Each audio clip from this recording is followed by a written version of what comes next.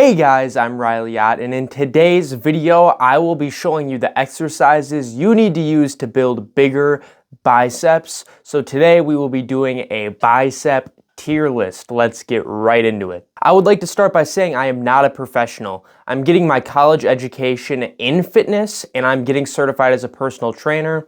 I've been around the bodybuilding scene for about 2 years now, so I'm not a professional, but I would like to think I know what I'm talking about. And remember, everyone's genetics are a little different, so take in everything I have to say, try everything for yourself, and find what works best for yourself.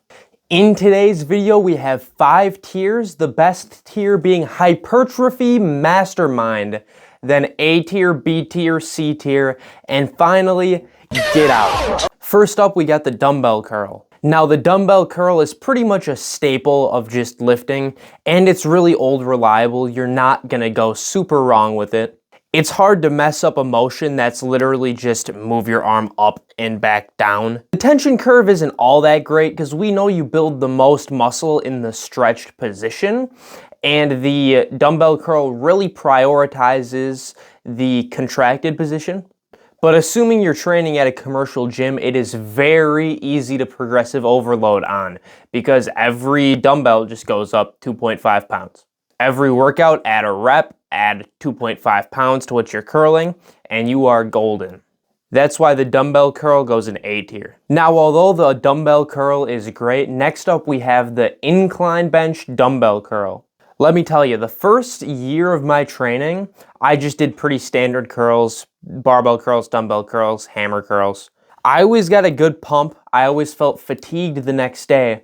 But the only thing that was reliably getting my biceps sore on a workout to workout basis was the incline dumbbell curl. This movement is superior to the dumbbell curl because if you are doing the dumbbell curl, standing up, it allows you to swing the weights a lot more and use more momentum with your body. And also it prioritizes the stretch, which is where you will build the most muscle. Dr. Mike Israetel from Renaissance Periodization will also say, the further back you bring your bench, the better of the stimulus it is. And honestly, I could not agree more with that statement. As I've worked into this movement, I have slowly brought the bench back almost all the way to flat. And the further down I bring it, the better stretch I feel and the better pump I get and the more reliably sore I am after the workout. Of all the exercises on this list, this one is easily the most slept on. We put the incline dumbbell curl in hypertrophy mastermind. Next up on the list, we have hammer curls. Now, to understand the importance of hammer curls, you have to understand the anatomy of the bicep. Your bicep is made up of 2 heads, the short head and the long head. Those muscles will be trained most of the time while you're training biceps. But there is a third muscle called the brachialis. The brachialis runs through your forearm and through your biceps. The hammer curl primarily will work your brachialis, which will give you bigger forearms and also give you bigger biceps. Now, generally speaking, most of your time training biceps should go to your short head and your long head, but there is absolutely nothing wrong with brachialis work. Some people absolutely swear by the hammer curl, but in my opinion, since you can load up so much weight on the hammer curl, it involves a lot of momentum and also will very easily wreck your elbows. And elbow pain and tendinitis is not something you want for your long-term lifting career, so for that reason, the hammer curl will go in A tier. Next up, we have the chin-up. Now, many people don't think of the chin-up as a bicep exercise, they think of it primarily as a back exercise, and if you are confusing it with the pull-up, I would say you are right. But the chin-up is slightly different. There is definitely ways you can angle the chin-up where it will work your back more, or where you can lean back a bit and almost focus on your biceps primarily. That can be your primary muscle group. Chin-up is one of 2 movements that will not only put pressure on your biceps coming from your elbow joint, but from your shoulder joint when you pull up. The other exercise being the close grip, palms up, lat pull down. Where if you're interested on that, I have a whole video on this channel talking about that exercise movement. But I'll warn you, it's a pretty old video, the audio's shit, the background's shit. Now, there is no research to specifically show that training a muscle from 2 different tension points is going to build more muscle. but that has been a theory that has been around forever. Now, I'm not coming out here to make a bold statement saying that the chin-up is the best bicep exercise, but however, if you could only do chin-ups, you don't have any dumbbells, any barbells, and all you can do is chin-ups, I think you could pretty reliably get pretty decent sized biceps. For that, I will be putting the chin-up in the B tier. Next up, we have the preacher curl. Now, the standard preacher curl, you use the easy bar, which is the one that's almost shaped like a W. The standard preacher curl, you will get a lot of brachialis involvement and you will target the long head a lot. It's a pretty complete movement for the biceps that's very easy to progressive overload. Knowing the stretch is the best part of the stimulus. The full stretch on the preacher curl leaves you at a little bit prone to injury and it's a little bit of a scary movement, but that's not too much of a problem assuming you're not training under 6 reps, which for hypertrophy training, you should never really need to train under 6 reps. Because of that reason, preacher curl will be going in hypertrophy mastermind. Next up, we get the machine curl and or the machine preacher curl. Now, if you guys have kept up with these videos, you will know I am not much of a fan of machine movements, for at least for machines like this. Most stacks have a barrier where you can't go up just by 2.5 pounds. You'll have to go up by 5 or 7.5 pounds, which in my opinion is a no-no. I would like a smaller progressive overload than that. For me, I train at 2 separate gyms, and I also like to visit gyms whenever I get the chance. And the stack, it doesn't always weigh the same. You'll have one stack that says 40 pounds and another one that says 40 pounds, but they might not weigh the same based on the pulley system. So tracking movements on the machines can just be a little funky and can get in your way a little bit. Not to mention, especially for a preacher curl machine, if your arms are just too long for the build of the machine or too short, there's not much you can do about it and the machine's just gonna be ineffective and hurt your joints and elbows. And I'm 5'11", so I would say I'm a pretty standard height person. And this machine and all of the preacher curl machines I have tried all have reliably hurt my joints pretty badly. For that reason, I will be putting the machine preacher curl in C tier. You'll never go somewhere that has a machine preacher curl that doesn't have a regular preacher curl. If you needed to do it, you could, but I don't see any circumstance where you couldn't just do the traditional one. Next up, we got the straight bar preacher curl. Going from the easy bar to the straight bar will take the brachialis out of the equation and will be a full shortened long head isolation. I'll tell you, this movement is a killer. It's got all the same perks as the preacher curl, except it's just a different variation to tailor it to your goals. For that, the barbell preacher curl will be in hypertrophy mastermind. Now we have the barbell curl. Now, it is my personal preference that if I had to pick between the barbell curl and the dumbbell curl, I would pick the barbell curl. I have a muscle imbalance in my left to right arm, so the barbell curl means if my left arm gives out, I can stop with my right arm and I don't overtrain.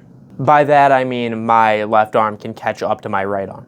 I also like how you feel like you can bend the bar to get a better contraction at the top of the movement. That is something that I personally love about it. And if you bend forward while you're doing it a little bit, you can get a bit of a better stretch than the dumbbell curl, in my opinion. Although the barbell curl is a personal favorite of mine, I will be putting it in high A tier because I don't believe it belongs in that hypertrophy mastermind spot. But for sake of convenience or simplicity or just liking the movement, there is absolutely nothing wrong with the barbell curl. Feel free to put it in your training routine. And we'll be following that up with the easy bar curl. When you compare the straight bar preacher curl and the easy bar preacher curl, it is the same comparison to the standing barbell curl and the standing easy bar curl. Some people will say the easy bars hurt their joints less. I used to be one of those people, but my joints just seemed to adapt as I kept lifting. This curl will use your brachialis a little more, but isn't a brachialis specific movement like the hammer curl. I think this is an excellent movement for variation, and if at the end of your workout you just want to do something you love and you really love this movement, I would suggest throwing it in. But the heart and the soul of your workout, the most sets, the most reps, I would say should come from a superior movement to this. For that reason, the standing easy bar curl goes in A tier. Now we are to the reverse curls, and first up we have the reverse barbell curl.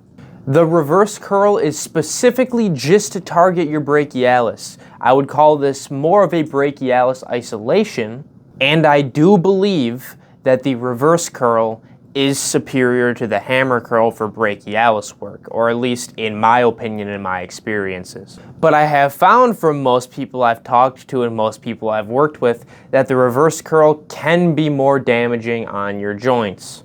That is where if I was working with somebody, I would suggest to them the EZ bar reverse curl.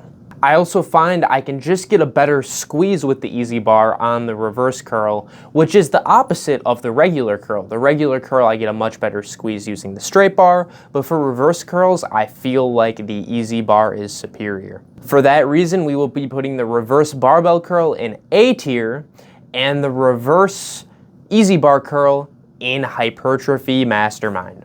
Next up is the single arm isolation dumbbell curl. Otherwise, sometimes they'll just call it the isolation curl or like the elbow on knee curl. Whenever you hear people talking about this movement, they throw out the term mind-muscle connection. If you're not sure what that means you can watch your bicep while you're doing the curl and you can really feel it and focus on the contraction and the stretch. Me personally, I could not agree more with that statement. I love this movement. I do think this is a movement where you have to make the weight feel heavy, because if you really just let the weight hang there, you're gonna lose a lot of the tension in this movement. But if you're doing this properly and you're really trying to make it hard, this is an excellent choice. For most people, I oftentimes suggest the barbell curls over the dumbbell curls, because then you don't have to worry about an imbalance like what happened to me. It's also just more time effective. Training both sides at one time instead of one side and then the other side, you just get more bang for your buck that way. This movement is great for me specifically because I can train just one arm and try to buffer out my imbalance. So this is a personal favorite of mine and will be going in the upper A tier right by the barbell curl. Next up, we got the barbell spider curl.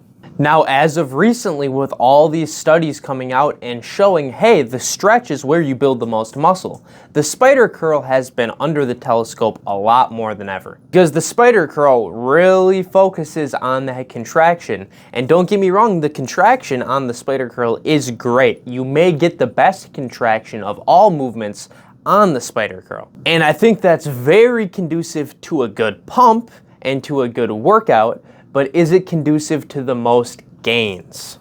And as of right now, the research is saying, well, probably not. There's probably better options. If you love doing the spider curl and you've seen good progress doing it, keep doing it. I do think it's a wonderful exercise, but if you're just starting out, maybe keep this in your back pocket for later. It's not the easiest movement to do, and with what the research shows right now, it'd be really great to learn more about it. So I would, if you are new, wait till later to try this. If you're already doing it and like it, keep doing it. But if you're doing this movement just because the big guy in the gym's doing it and you're not seeing the progress you want, I would say throw it to the bucket. So for that reason, I will be putting the barbell spider curl in the A tier. As for the dumbbell spider curl, I will be moving it down a row and putting it in the B tier. Reason being, of all the dumbbell movements you could do, I would rather have you focusing on the contraction in the single arm isolation curl over the dumbbell spider curl. Because after all, this movement prioritizes the contraction, and I think you'll get a better mind-muscle connection in the single arm isolation curl. So we will be knocking this one down to B tier. Next up, we have the Zottman curl. Now, the Zottman curl is an exercise that a lot of people haven't heard of, and I think more people need to understand this movement and the case scenarios where it might be useful to use it. For the Zottman curl, you start it off with a hammer curl, having it like you're holding a hammer, bringing it up, training the brachialis, and then you turn your wrists out to the supinated position like a dumbbell curl and bring it down. Then at the bottom, you turn your wrists back in, hammer curl, down like the dumbbell curl. There is something in the lifting industry called forced negatives, and let me tell you, this is a game changer. Science shows, and also just go to the gym and try it, you can control the weight more on the way down than you can bringing it up. That's why you'll see people swinging the weight up, controlling it on the way down.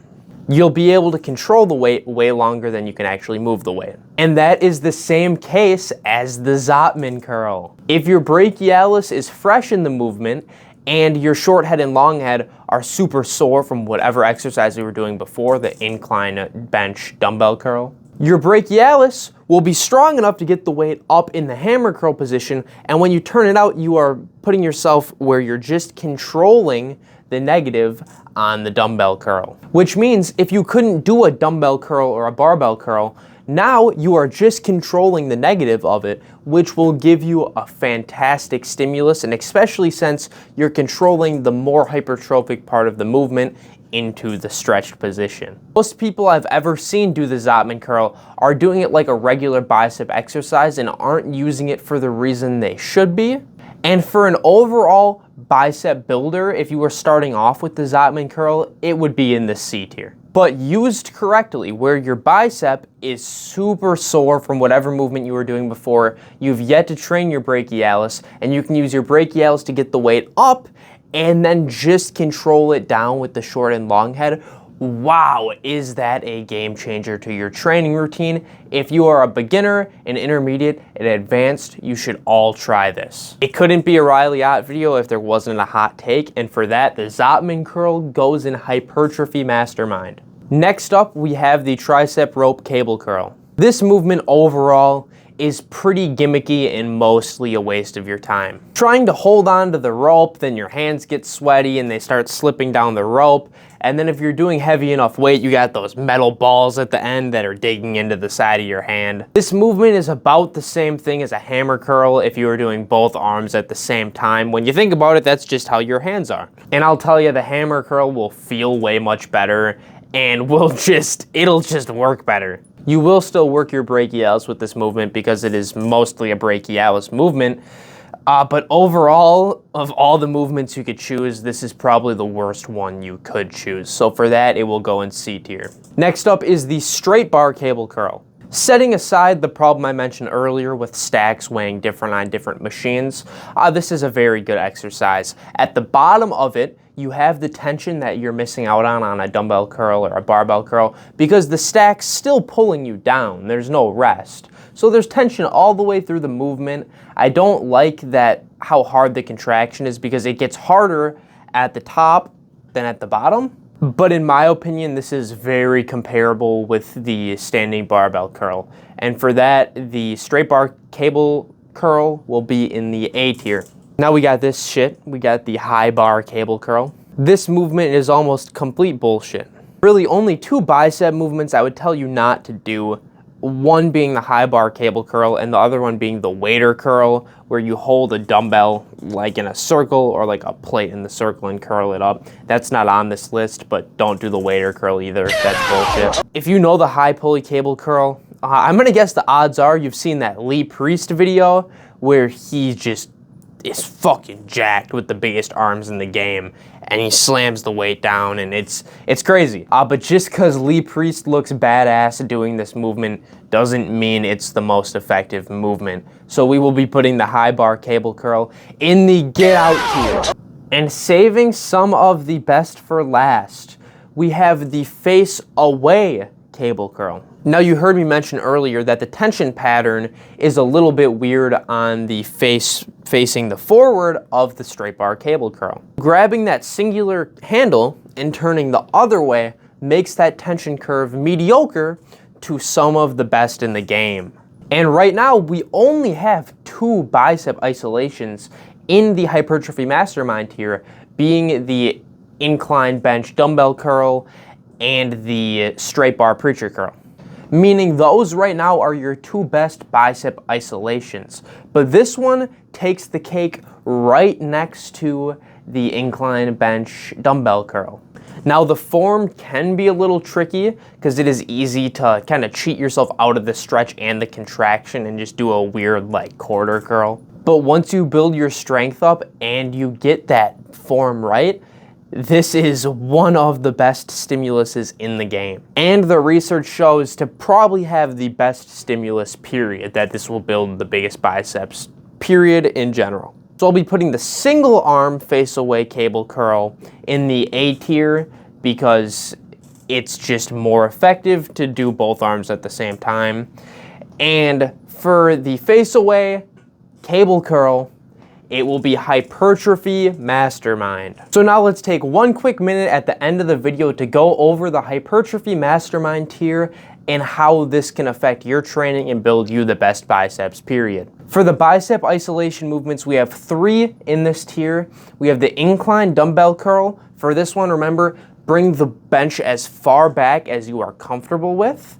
And then we have the straight bar preacher curl and the facing away cable curl. For the best stimulus on your bicep day, these 3 are a must if you want to switch back and forth between them. If there's one you don't like, if there's just one you want to implement into your training, I would say that would be an overall improvement. Then we have 2 brachialis movements, being the regular preacher curl and the reverse easy bar curl. Remember, the preacher curl is not a brachialis isolation, it just works your brachialis a little bit. So if you're specifically just doing that for your brachialis, maybe try the hammer curl or the reverse easy bar curl. My personal preference is I choose the reverse easy bar curl over the hammer curl, but that is all personal preference. Both of them are perfect movements. Then last but not least, the secret ingredient is the Zottman curl. Train your short and long head and then do the Zottman curl and then go on to your brachialis. Would be a lethal combo for your biceps, and I highly suggest you try it. In the preparation of making this video, I realized that there wasn't actually a great bicep exercise tier list, so I spent a couple hours of my morning making this tier list for this video. So if you want to try it, you want to check it out, I would greatly appreciate it because I put a lot of work into setting it up. I will leave the link in the description of this video. Do the tier list. Post it on Instagram, tag me, post it on YouTube, tag me. I'd love to see what you guys think. If you enjoyed the video, like and subscribe. My videos in the past have been a little shaky because I was just recording on my phone. It was kind of a mess. But now we're working on this whole studio. I got a microphone, so the videos are only getting better quality from here. So if you enjoyed this video, stay tuned for more frequent uploads. I personally had a lot of fun making this video, and I know that this will be probably the best video on my channel yet to come. If you want to keep up with me more personally, follow me on Instagram at OtterBoxer101. I do a lot of photo shoots and stuff over there, and I post on my story very frequently so you can keep up with me. Let me know what you think of this tier list in the comments. If you've tried any of this out or if you're implementing anything new, leave it in the comments. I love hearing you guys. I read every comment, and I will catch you guys in the next video. Peace.